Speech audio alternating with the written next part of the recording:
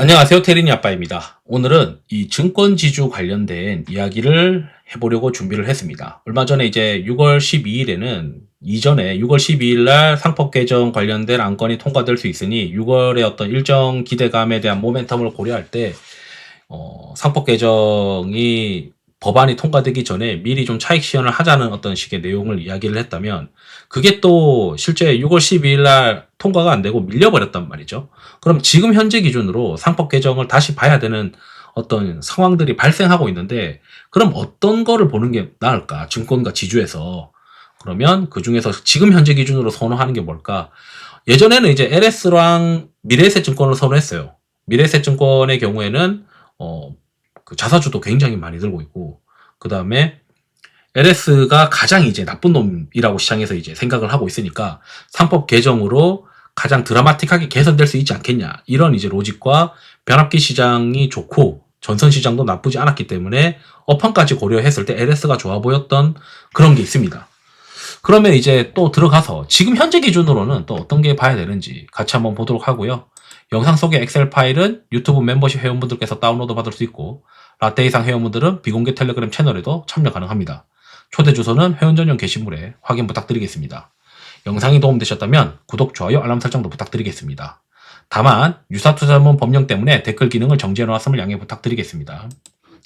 주말에 이제 상법 개정을 민생 법안 중에 먼저 처리하겠다라고 막 뉴스가 나오니까 월요일 날 이제 주도주의 어떤 품격으로 상법 개정과 관련된 종목들이 막 또 뛰어다녔습니다. 특히 이제 대장주였던 한화가 엄청나게 또 뛰어다니기 시작했죠.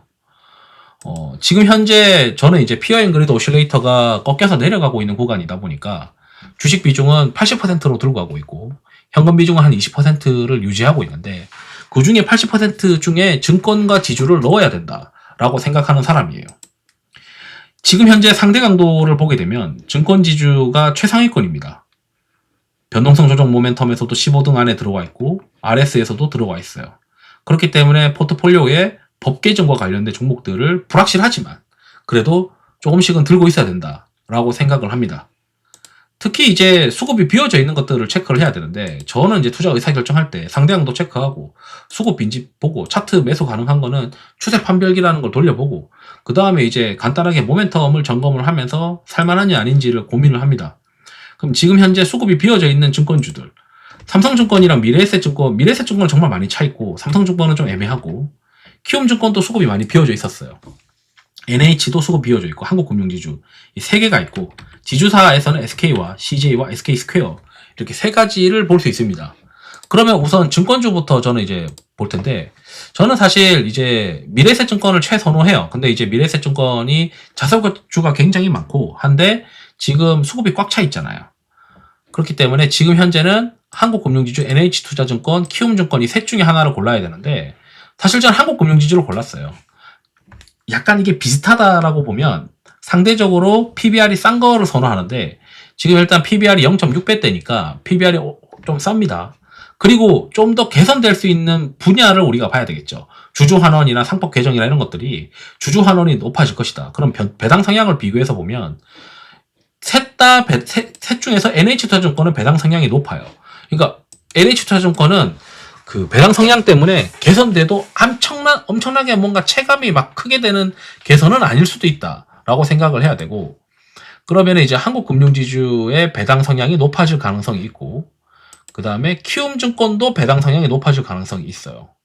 그런데 이제 키움증권은 이미 ROE가 어느 정도 한 두 자릿수고 한국금융지주는 ROE가 두 자릿수인데 좀 더 작단 말이죠. 그러면 제 생각에는 야 이게 배당 성향이 올라가서 ROE가 개선되는 어떤 폭을 고려를 하면 한국금융지주가 PBR이 가장 싼데 ROE가 개선되는 ROE가 퍼센테이지로 개선되는 게 그 폭이 좀 더 큰 것 같다. 그럼 괜찮겠네. 그렇지만 이제 뭐 수급이 이제 한국금융지주도 찬다고 하면은 저는 미래에셋증권으로도 갈 생각이 있습니다. 저는 이제 뭐 종목 하나를 가지고 길게 끌고 가는 게 아니고 제가 생각했을 때 상법 개정이라고 하는 투자 아이디어를 계속 활용하기 위해서는 증권과 지주에서 수급이 비어져 있는 것들로 계속 갈아 끼워야 되는데 지금 현재 기준으로 3개의 종목이 빈집이니까 그 중에서 하나를 고른다면 한국금융지주가 나갈 수도 있겠다. 제일 싸다. 그리고 제일 나쁜 놈이다. 뭐 이렇게 지금 해석할 수 있겠죠. 특히 이제 배당 성향이 낮은 이유가 키움증권은 최대 주주가 이제 법인이고 한국금융지주는 최대 주주가 개인이에요, 개인. 그러다 보니까 배당에 이제 인색할 수밖에 없는 거죠. 그리고 NH도 법인이고 미래에셋도 최대 주주가 법인입니다. 그래서 뭔가 이제 개인의 이제 소득세나 이런 거를 배당 소득세를 분리과세 하는 것 이런 것까지 고려를 하면 저는 한국금융지주가 시장에서 지주회사의 어떤 역할도 하고 증권이기 때문에 괜찮을 것 같다 이렇게 또 생각이 들고요. 그 다음에 이제 우리가 봐야 되는 게 이 빈집에서 지주회사 쪽에서 하나는 이제 하나 에어로스페이스와 연동되는 건데 어쨌든 방산 쪽이 워낙 좋다 보니까 업황이 좋아서 올라갔다고 보시면 되고 두산은 이제 CCL에 대한 수출 데이터가 있잖아요. 근데 둘 다 지금 수급이 좀 차 있어서 지금 현재로는 신규로 사자라고 하긴 어려워요. 왜냐면 요 정도 룸이 남아있긴 하거든요, 그래도.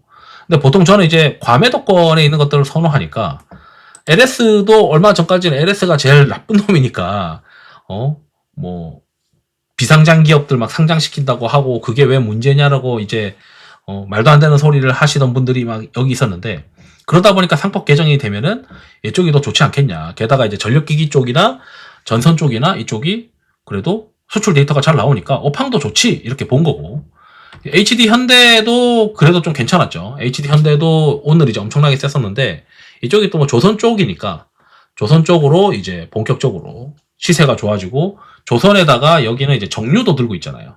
정유에 대한 포지셔닝을 많이 줄여놨는데 최근에 이제 정유 쪽도 좀 반등을 하다 보니 HD 현대의 어떤 사업 포지션이 조선에다가 정유가 붙어 있으니까 여기 이제 이스라엘과 이란과의 어떤 싸움박질에서 좀 매력적으로 느껴졌나 봅니다. 그리고 근데 이제 CJ는 인바운드와 관련된 거고 지금 현재 인바운드에서 눈에 띄게 좋아지는 건 제가 봤을 때 제주도로 들어가는 것들 또는 국내에 들어와서 피부 미용하는 것들 뭐 이런 것들인데 그런 것들도 자세히 보면은 다 수출도 섞여 있거든요. 그러니까 약간 이제 매력적인 포인트를 보게 되면 올리브영만 바라보기에는 CJ가 조금 이제 짜치는 느낌 이 셋 중에서 이제 SK는 좀 지금 현재로서는 SK 스퀘어가 저는 훨씬 더 나아 보이는 그런 모습이라서 SK 스퀘어를 봐야 된다라고 이제 말씀드리고 싶은데 SK 스퀘어는 하이닉스와 연동되고 있어요. 안 그래도 오늘 이제 하이닉스가 신고가가 났는데 하이닉스가 달렸던 원인이 지금 현재 뭐 HBM4에서도 AI 가속기 루빈의 샘플 공급하면서 결국 초도 물량도 하이닉스가 상당수 가져갈 것이다. 그 다음에 최근에 이제 DDR4의 어떤 양산을 중단하는 기업들이 많아지면서 다들 이제 DDR5로 넘어가고 그 다음에 HBM을 생산을 많이 하게 되면 될수록 DDR5에 대한 공급도 줄어드는 어떤 모습들이 나타나니까 그러니까 일반 그런 DDR4나 DDR5의 단가도 올라가고 HBM 시장도 장악하고 있다 보니 아마 시장에서는 하이닉스를 반도체에서는 원픽으로 계속 끌고 가는 그런 모습인 것 같아요. 그런데 이제 하이닉스와 연동되는 주식이 이제 SK 스퀘어입니다. SK 스퀘어가 이제 SK 스퀘어가 탑업인 출자로 들고 있는 게 이제 하이닉스이고 하이닉스의 사업 보고서로 봐야 되겠죠. 여기 이제 탑업인 출자로 저도 지금 갑자기 공시를 들어가는 건데 여기 탑업인 출자로 보면은 하이닉스 지분을 20% 들고 있습니다. 그렇기 때문에 하이닉스의 그 지분 가치에 연동되는 회사다.